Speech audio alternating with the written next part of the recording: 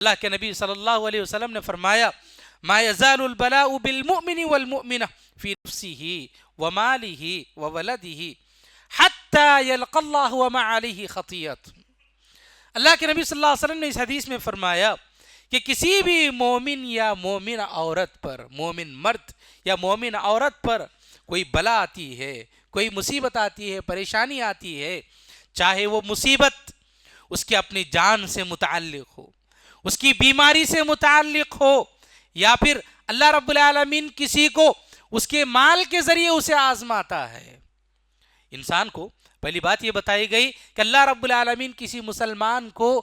جان کے ذریعے یعنی بیماری کے ذریعے، کسی جسمانی پریشانی کے ذریعے آزماتا ہے، کسی مومن یا مومن عورت کو، یا پھر اس کو مال کے ذریعے آزماتا ہے، مال دے کر کے آزماتا ہے یا مال چھین کر کے آزماتا ہے، تنگی پیدا کر کے اللہ رب العالمین آزماتا ہے، یا پھر اللہ رب العالمین اولاد کے ذریعے آزماتا ہے۔ بہت سارے لوگوں کی اولاد ایسی ہوتی ہے جو نافرمان ہوتی ہے،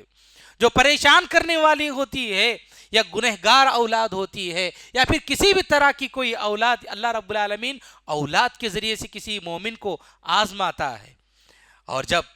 یہ مسلمان ایسی بیماری کے موقع پر، جسمانی پریشانی کے موقع پر، مال کی پریشانی کے موقع پر اور اولاد کی پریشانی کے موقع پر صبر سے کام لیتا ہے اور اس آزمائش میں کامیاب ہوتا ہے، تو فرمایا یہاں تک کہ وہ قیامت کے دن اللہ رب العالمین سے اس حال میں ملاقات کرے گا کہ اس کے پاس کوئی گناہ ہی نہیں ہوگا۔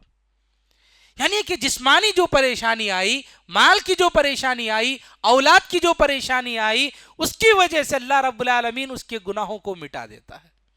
تو پتہ چلا کہ بیماری انسان کے گناہوں کا کفارہ بن کر آتی ہے ایک مسلمان کے لیے۔ اس کو سر کا درد یا پھر ایسا نہیں سمجھنا چاہیے کہ اللہ رب العالمین مجھے ہی ہمیشہ پریشانی دیتا ہے، مجھے ہی بیماری کیوں آتی ہے، کیوں اللہ رب العالمین مجھے پریشان کرتا ہے، نعوذ باللہ۔ اس طرح کے کلمات ہماری زبان سے نہیں نکلنا چاہیے، بلکہ یہ ہمارے لیے ایک بہت بڑی نعمت ہے میرے بھائیوں۔